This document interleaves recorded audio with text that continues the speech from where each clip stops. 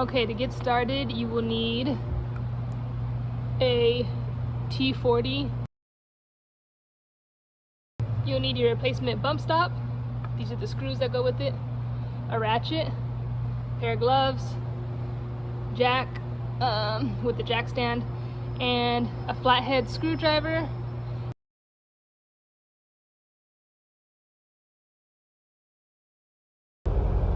Okay, as you can see, mine are really worn down. So I got the replacement one right here. The screw you're gonna need is a T40.